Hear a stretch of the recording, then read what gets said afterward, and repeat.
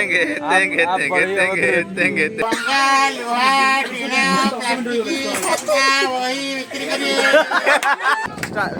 अरे देना।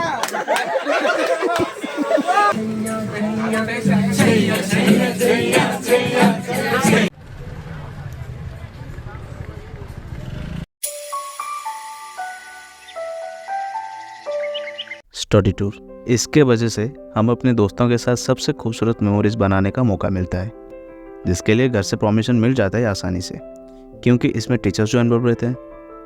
तो स्टडी टूर के लिए अभी 3 दिन बचे थे, जिसमें पहले दिन हम मूवी नाइट में गुजार देते हैं और दूसरे दिन छत में घूम गए। मैं तो एक्साइटमेंट में सो नहीं पा रहा था, पर क्या करें। तो कल जिस जर्नी का हमें बेसब्री से इंतज़ार है उसके लिए निकलना है। तो मिलते हैं कल। शुभ रात्रि। अभी जो है हम लोग निकल रहे हैं दार्जिलिंग के लिए। हम आज प्रदीप के बारात में जा रहे हैं। दार्जिलिंग में है उसका एक सीक्रेट, आप लोगों को दिखाएंगे, वहाँ जरूर देखिएगा। मजाक कर रहा है। और बाकी ये सब पैकिंग वगैरह हो चुका है। ये बिल्कुल दुल्हा बन के जा रहा है, देखो।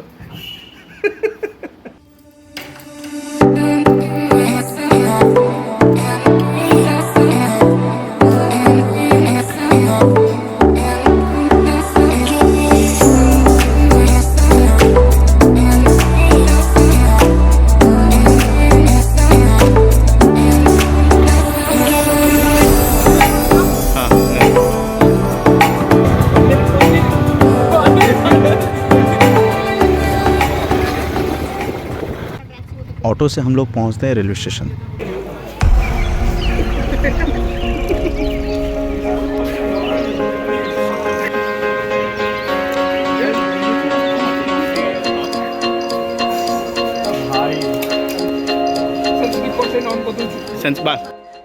हम सब बचपन से सुनते आ रहे हैं कि मैथ टीचर हमेशा स्ट्रिक्ट होते हैं।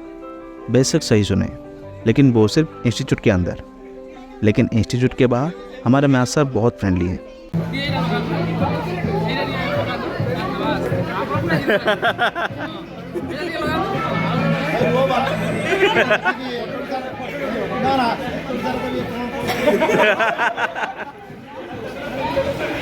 ये क्लिप से आपको पता चल गया होगा।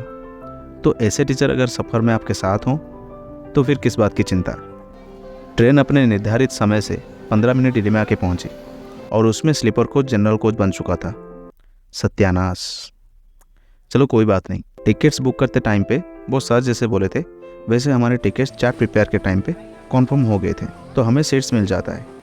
हम लोग फालुकनामा एक्सप्रेस में ट्रैवल कर रहे थे, जिसमें स्लीपर कोच की हालत काफ़ी बुरी थी। सबसे खतरनाक है ट्रूथ डेयर गेम, जिसमें स्वाधीन को डेयर मिला कि सर के सामने जाके उठक बैठक करे, वो भी सबके सामने। और कुछ लोगों को मिला है, पर वो सब नहीं दिखा सकता।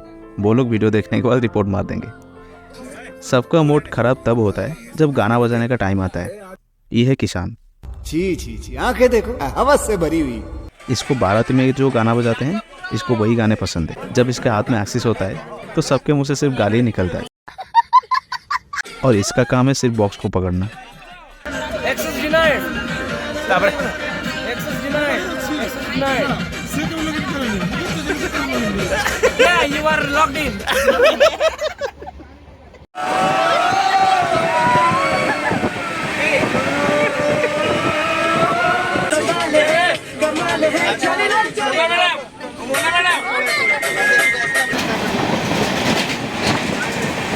इस सज्जन को क्या तकलीफ है भाई? क्या तकलीफ है इनको?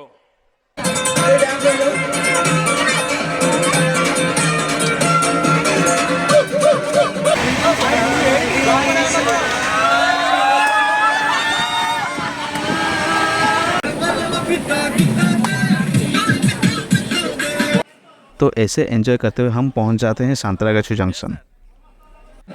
हम लोग पहुंचने वाले थे 5 बजे के अंदर, लेकिन यहाँ पहुंचते पहुंचते हमको 1 घंटा डिले हो गया। तो अभी हम हैं सांतरागाछी जंक्शन में। यहाँ से हमको जाना है न्यू जलपाईगुड़ी। तो वहाँ तक जो ट्रेन है वो है हमारा पहाड़िया एक्सप्रेस, जो कि वीकली एक बार ही चलता है शायद। और यहाँ से हमारा ट्रेन है 8:48 को रात को। तो स्लीपर का जो जर्नी था वो तो जनरल के बराबर ही था। स्लीपर में जितने सारे भी लोग थे वो सब जनरल का टिकट करके हमारा जो कंफर्म सीट था उसमें बैठे हुए थे। तो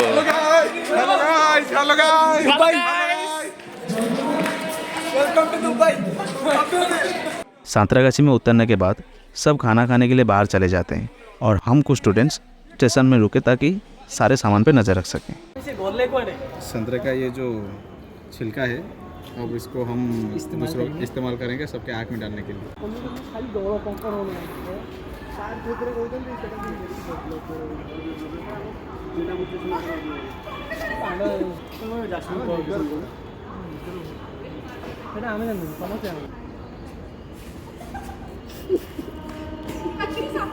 फिर हम खाना खाने के लिए बाहर गए। रेलवे स्टेशन से निकलने के बाद ठीक सामने हमें एक फास्ट फूड होटल मिला। वहाँ हमने ऑर्डर किया वेज चाउमीन। टेस्ट अच्छा था लेकिन हम ज़्यादा खाना नहीं चाहते थे क्योंकि स्लीपर कोच में टॉयलेट्स इतने अच्छे नहीं होते हैं।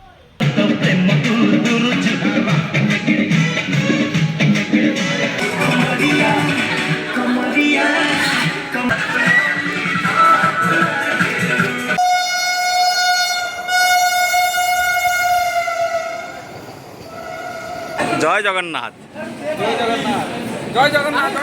अब हम यहाँ से जाएंगे न्यू जलपाईगुड़ी।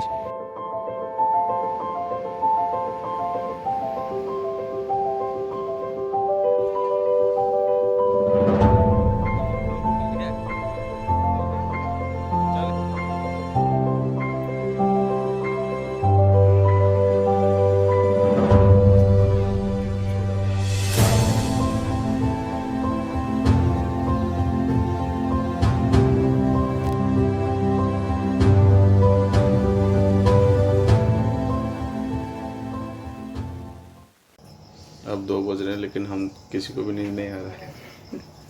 यहाँ पे गाड़ी हॉल्ट क्यों लिया है हमें नहीं पता।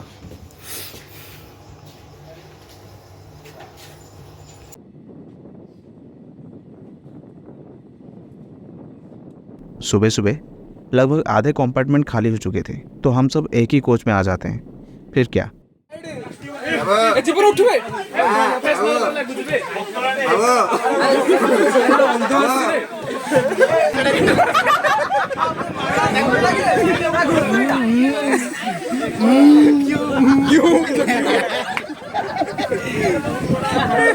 Veg biryani, chicken biryani, mutton biryani, biryani.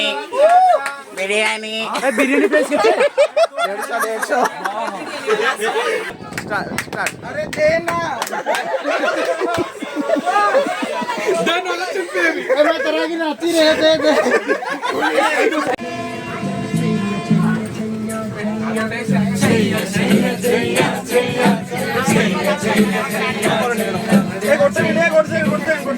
इस सज्जन को क्या तकलीफ है भाई? ए झोला छाप एक पर्स कितने का? एक पर्स 200 का। 200 का? वाह क्या मुस्कुराहट है। इसमें क्या ड्रग्स बेच रहा है?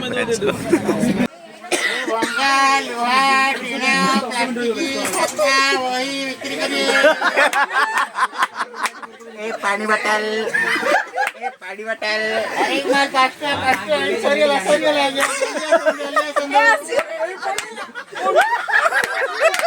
जय श्री राम, जय श्री राम। तो फाइनली हम लोग पहुँचते हैं न्यू जलपाईगुड़ी। तो अभी हम पहुंच चुके हैं न्यू जलपाईगुड़ी।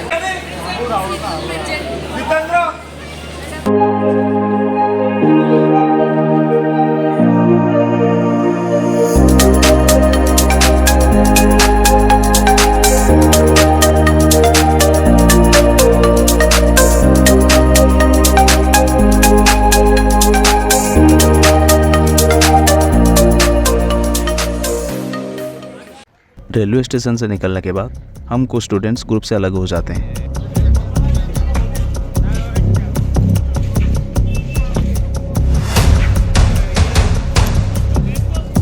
नहीं नहीं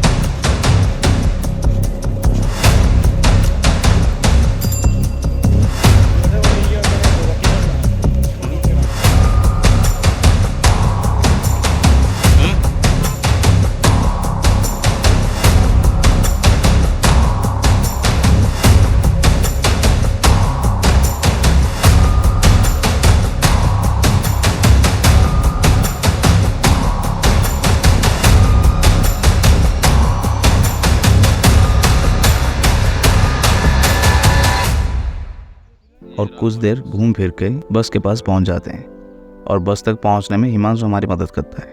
तो यहाँ से हमारा मंजिल सिर्फ 70 किलोमीटर है, पर असली मज़ा मंजिल पे पहुंचना नहीं होता है। असली सुकून तो वहाँ तक जाने वाले रास्तों से ही मिलेगी।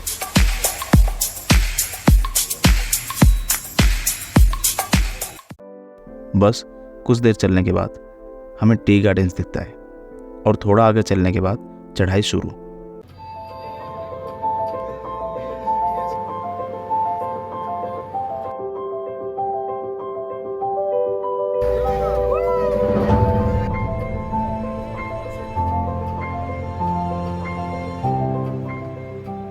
मैंने जैसा एक्सपेक्ट किया था वैसे नज़ारे अभी तक आए नहीं थे, लेकिन कुछ देर बाद मुझे कुछ ऐसे नज़ारे दिखते हैं जो मेरे एक्सपेक्टेशन से भी बढ़कर थे।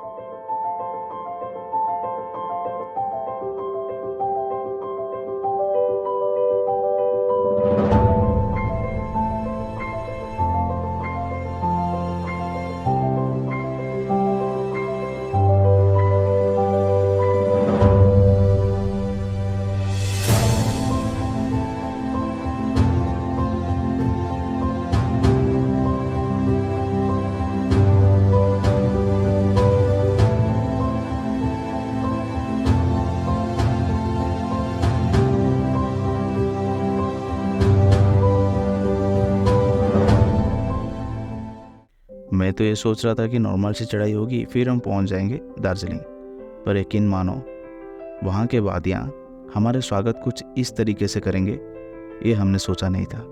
तो जैसे जैसे हम आगे बढ़ रहे थे मौसम बिगड़ रहा था। मुझे लगा अगर यहाँ बारिश हो जाता है तो शायद पहुँचने में दिक्कत आ सकती है, पर वैसा कुछ हुआ नहीं। लेकिन रास्ते पूरे बादल से घिर चुके थे, हमें आगे का रास्ता कुछ साफ नहीं दिख रहा था।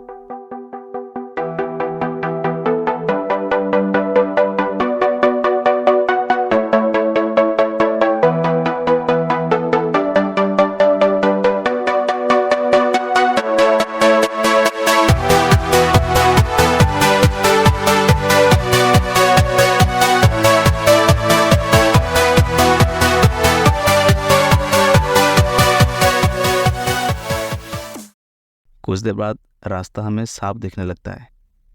फाइनली हम लोग पहुंचते हैं पहाड़ों में बसा उस खूबसूरत सी शहर में, दार्जिलिंग।